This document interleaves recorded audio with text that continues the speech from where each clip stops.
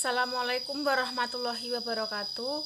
Saya Fitri Afahani, NIM 5301002000117, akan menjelaskan materi mengenai Khulafaur Rasyidin untuk memenuhi tugas ulangan tengah semester Sejarah Peradaban Islam Klasik. Pengertian Khulafaur Rasyidin. Al-Khulafa Ar-Rasyidin bermakna pengganti-pengganti Rasul yang cendekiawan. Adapun pencetus nama Al-Khulafa Ar-Rasyidin adalah dari orang-orang Muslim yang paling dekat dari Rasul setelah meninggalnya beliau. Dalam Al-Quran, manusia secara umum merupakan khalifah Allah di muka bumi untuk merawat dan memberdayakan bumi beserta isinya. Sedangkan khalifah secara khusus maksudnya adalah pengganti Nabi Muhammad SAW sebagai imam umatnya dan secara kondisional juga menggantikannya sebagai penguasa sebuah identitas kedaulatan Islam atau negara. Sebagaimana diketahui bahwa Muhammad SAW selain sebagai nabi dan rasul juga sebagai imam, penguasa, panglima perang, dan lain sebagainya. Yang dimaksud dengan Khulafaur Rasyidin adalah para pemimpin pengganti Rasulullah dalam mengatur kehidupan umat manusia yang adil, bijaksana, cerdik, selalu melaksanakan tugas dengan benar, dan selalu mendapat petunjuk dari Allah. Tugas Khulafaur Rasyidin adalah menggantikan kepemimpinan Rasulullah dalam mengatur kehidupan kaum muslimin. Jika tugas Rasulullah terdiri dari dua hal, yaitu tugas kenabian dan tugas kenegaraan, maka Khulafaur Rasyidin ini bertugas menggantikan kepemimpinan Rasulullah saja. Dalam masalah kenegaraan, yaitu sebagai kepala negara dan kepala pemerintahan dan pemimpin agama. Adapun tugas kerasulan tidak dapat digantikan oleh Khulafaur Rasyidin karena Rasulullah adalah nabi dan rasul terakhir. Tugas Khulafaur Rasyidin sebagai kepala negara adalah mengatur kehidupan rakyatnya agar tercipta kehidupan yang damai, adil, makmur, aman, dan sentosa. Sedangkan sebagai pemimpin agama, Khulafaur Rasyidin bertugas mengatur hal-hal yang berhubungan dengan masalah keagamaan. Bila terjadi perselisihan pendapat, maka khalifah yang berhak mengambil keputusan. Meskipun demikian, Khulafaur Rasyidin dalam melaksanakan tugasnya selalu mengutamakan musyawarah bersama, sehingga setiap kebijakan yang diambil tidak bertentangan dengan kaum muslimin. Khulafaur Rasyidin merupakan pemimpin umat Islam dari kalangan sahabat pasca Nabi wafat. Mereka merupakan pemimpin yang dipilih langsung oleh para sahabat melalui mekanisme yang demokratis. Siapa yang terpilih, maka sahabat yang lain memberikan baiat atau sumpah setia pada calon yang terpilih tersebut.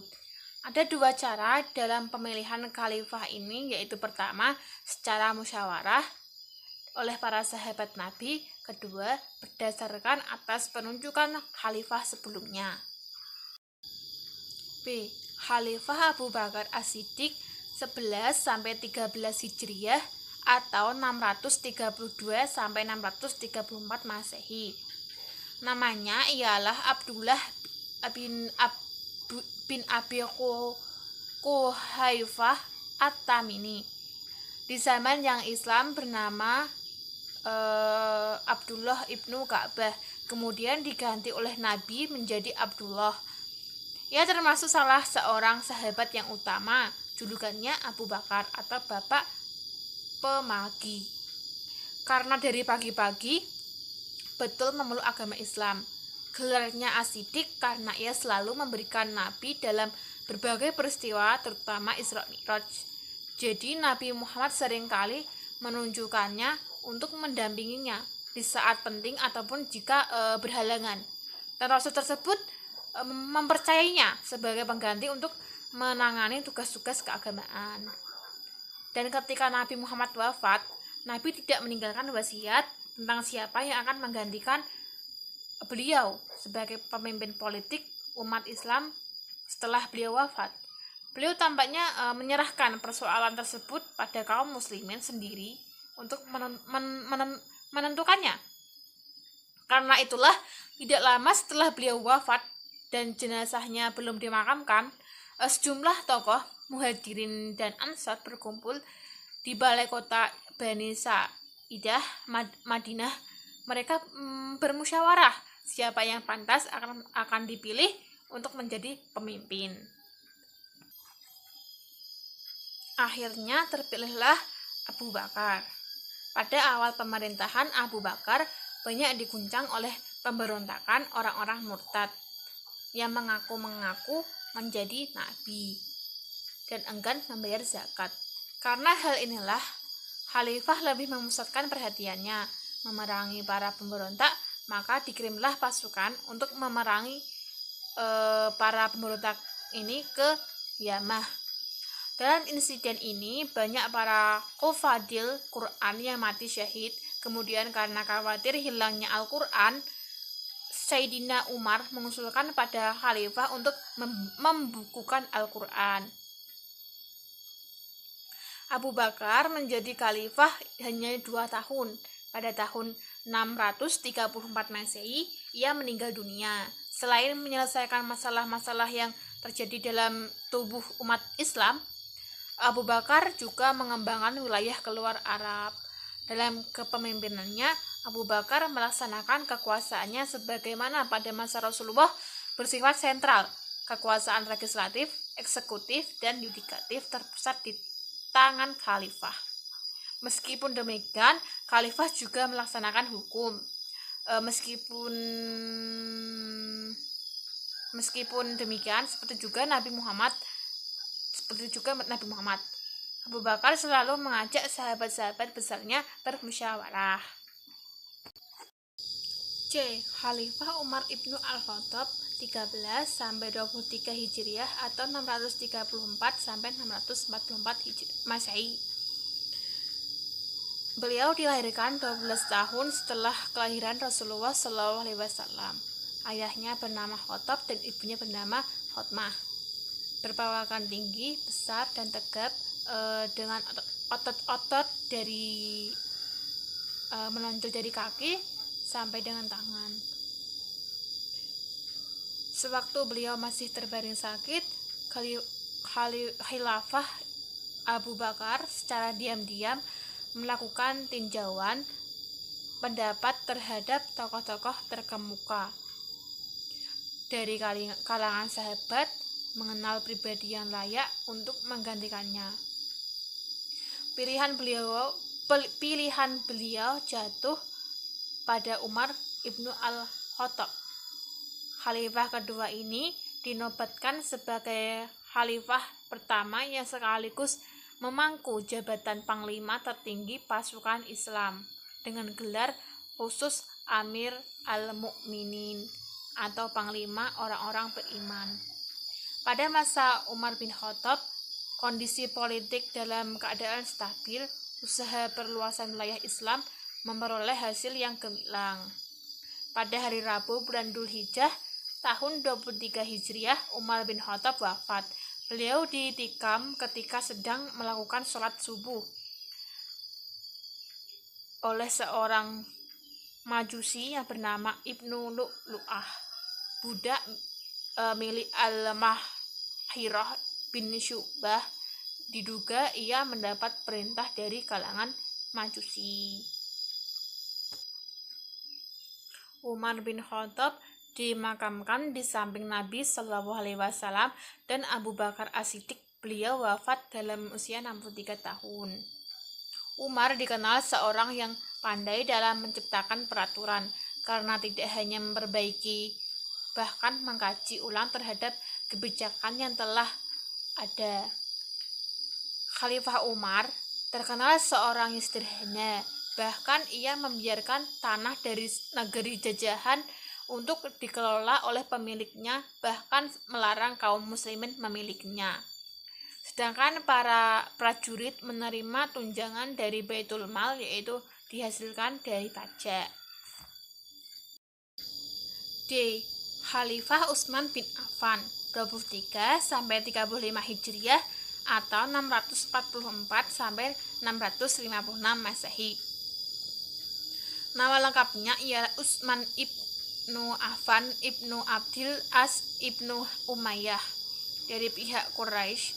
Ia memeluk Islam lantaran ajakan Abu Bakar dan menjadi salah seorang sahabat dekat Nabi. Masa pemerintahannya adalah terpanjang dari semua khalifah di zaman Al-Khulafah Ar-Rasyidin, yaitu 12 tahun. Tetapi sejarah mencatat tidak seluruh masa kekuasaannya menjadi saat yang baik dan sukses bagi beliau. Para pencatat sejarah membagi masa pemerintahan Utsman bin Affan menjadi 2 periode. 6 tahun pertama merupakan masa pemerintahan yang baik dan 6 tahun yang kedua merupakan masa pemerintahan yang buruk. Prestasi yang terpenting bagi Khalifah Utsman bin Affan adalah menulis kembali Al-Quran yang telah ditulis pada zaman Abu Bakar, yang pada waktu itu disimpan oleh Hafsah binti Umar. Manfaat dibukukan Al-Quran ini pada masa Utsman adalah 1. Menyatukan kaum muslimin pada satu macam mushaf yang seragam ejaan tulisannya. 2. Menyatukan bacaan. Kendati pun masih ada perbedaannya, namun harus tidak berlawanan dengan ejaan mushaf Utsmani. 3. Menyatukan tartib susunan surat-surat menurut tartib urut yang kelihatan pada mushaf sekarang ini. Situasi politik pada masa akhir Utsman, yaitu adanya pemberontakan yang mengakibatkan terbunuhnya Utsman. Utsman akhirnya wafat sebagai syahid pada hari Jumat tanggal 17 Zulhijjah 35 Hijriah atau 655 Masehi. Ketika para pemberontak berhasil memasuki rumahnya dan membunuh Utsman saat membaca Al-Quran, persis seperti yang disampaikan Rasulullah perihal kematian Utsman yang syahid nantinya. Beliau dimakamkan di perkuburan Baqi di Madinah. Khalifah Ali bin Abi Thalib 35 sampai 40 Hijriah atau 656 sampai 661 Masehi. Peristiwa terbunuhnya Utsman mengakibatkan kepentingan di seluruh dunia Islam yang waktu itu sudah terbentang sampai ke Persia dan Afrika Utara. Pemberontakan yang waktu itu menguasai Madinah tidak mempunyai pilihan lain selain Ali bin Abi Thalib menjadi khalifah. Waktu itu Ali berusaha menolak, tetapi Zubair bin Awam dan Tolhah bin Ubaidillah memaksa beliau sehingga akhirnya Ali menerima beliau, sehingga Ali menerima baiat mereka, menjadikan Ali sebagai satu-satunya khalifah yang baiat secara massal, karena khalifah sebelumnya dipilih melalui cara yang berbeda-beda. Persoalan pertama yang dihadapi Ali adalah pemberontakan yang dilakukan oleh Tolhah, Zubair, dan Aisyah. Alasan mereka, Ali tidak mau menghukum para pembunuh Utsman dan mereka menuntut bela terhadap darah Utsman yang telah ditumpahkan secara zolim. Bersamaan dengan itu, kebijakan-kebijakan Ali juga mengakibatkan timbulnya perlawanan dari gubernur di Damaskus. Peristiwa yang terkenal pada masa Ali adalah terjadinya perang antara kubu Ali dan kubu Muawiyah. Perang tersebut terjadi di daerah bernama Siffin, sehingga perang ini disebut dengan Perang Siffin.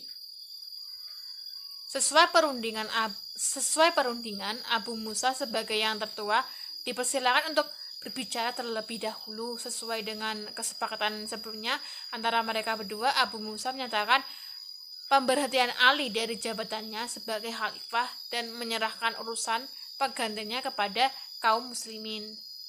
Tetapi ketika tiba giliran Umar bin As, ia menyatakan persetujuannya atau pemberhentian Ali dan menetapkan jabatan khalifah bagi Muawiyah. Ternyata Umar bin As menyalahi kesepakatan semula yang dibuat bersama Abu Musa. Sepak dan terjangnya dalam peristiwa ini merugikan pihak Muawiyah. Ali menolak keputusan tahkim tersebut dan tetap mempertahankan kedudukannya sebagai khalifah. Pada 24 Januari 661, ketika Ali sedang dalam perjalanan menuju Masjid Kufah, ia terkena hantaman pedang beracun di dahinya. Pedang tersebut yang mengenai otaknya diayunkannya oleh seorang pengikut kelompok Khawarij, Abd al-Rahman Ibnu Muljam, yang ingin membalas dendam atas kematian keluarganya, seorang wanita temannya yang terbunuh di Nahrawan. F. Kontribusi masa Khulafaur Rasyidin dalam peradaban Muslim. Islam pada masa Al-Khulafa Ar-Rasyidin mengalami kemajuan yang sangat pesat. Dari segi antropologi, para Al-Khulafa Ar-Rasyidin juga bisa memasukkan budaya bangsa luar Arab ke bangsa Arab dengan prinsip tidak ada pertentangan dan perbedaan antar mereka. Masa Al-Khulafa Ar-Rasyidin adalah masa yang sangat pantas ditiru dalam pribadinya, karena mereka adalah seorang pemimpin yang adil, bijaksana, sederhana, dan sebagainya. Mereka juga seorang pemimpin memerintahkan yang ideal dan sejati yang harus dijadikan contoh. Masa pemerintahan Al-Khulafa Ar-Rasyidin banyak mengalami kemajuan yang sangat tinggi, yakni terbukti dengan luas kekuasaan Islam pada masa ini dan adanya usaha pembukuan Al-Quran yaitu pada masa Utsman. Masa ini adalah masa yang cemerlang. Ada beberapa faktor yang menyebabkan ekspansi itu demikian cepat, antara lain sebagai berikut. 1. Islam di samping merupakan ajaran yang mengatur hubungan manusia dengan Tuhan, juga agama yang mementingkan dan pembentukan masyarakat. 2. Dalam dada para sahabat Nabi Shallallahu Alaihi Wasallam terutama keyakinan yang sangat kuat tentang kewajiban menyerukan ajaran-ajaran Islam atau dakwah ke seluruh penjuru dunia. 3. Pertentangan aliran agama di wilayah Bizaitun mengakibatkan hilangnya kemerdekaan beragama bagi rakyat. 4.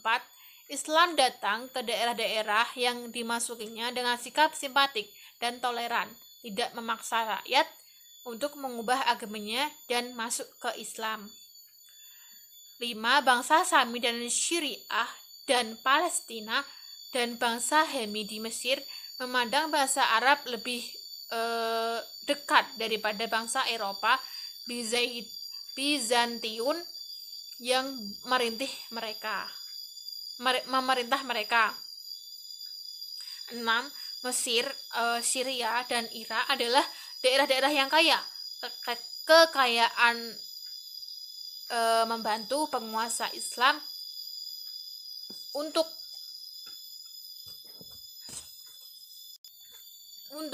membiayai ekspansi ke daerah yang lebih jauh.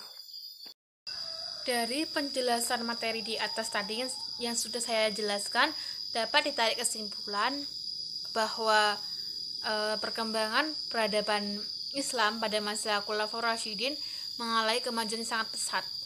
Hal tersebut ditandai dengan pembangunan di berbagai bidang, misalnya perluasan wilayah kekuasaan, pertahanan militer, dan lain-lain. Umat Islam betul-betul masih berpegang kepada tali agama Allah yang lurus.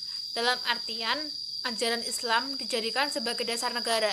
Apa yang diperintahkan oleh agama diyakini sebagai kebenaran mutlak dan mereka tidak ragu terhadap ajaran Islam itu sendiri. Di samping perkembangan peradaban Islam yang pesat pada masa Khulafaur Rasyidin juga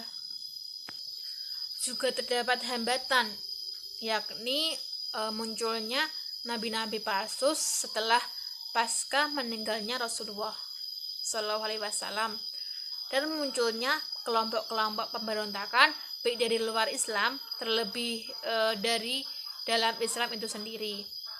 Terjadinya perpecahan kaum muslimin yang dipicu oleh kelompok-kelompok tertentu yang berkeinginan menduduki posisi kekhalifahan. Usaha-usaha yang dilakukan umat Islam dalam mengatasi hambatan-hambatan yang terjadi pada masa Khulafaur Rasyidin, yaitu para nabi palsu dibasmi baik dengan cara damai bagi kelompok yang tidak mengindahkan ultimatum atau sikap dari khilafah, maka jalan terakhir adalah dibasmi dengan cara diperangi. Cukup sekian yang dapat saya sampaikan. Kurang lebihnya saya mohon maaf. Wabillahi taufiq wal hidayah. Wassalamualaikum warahmatullahi wabarakatuh.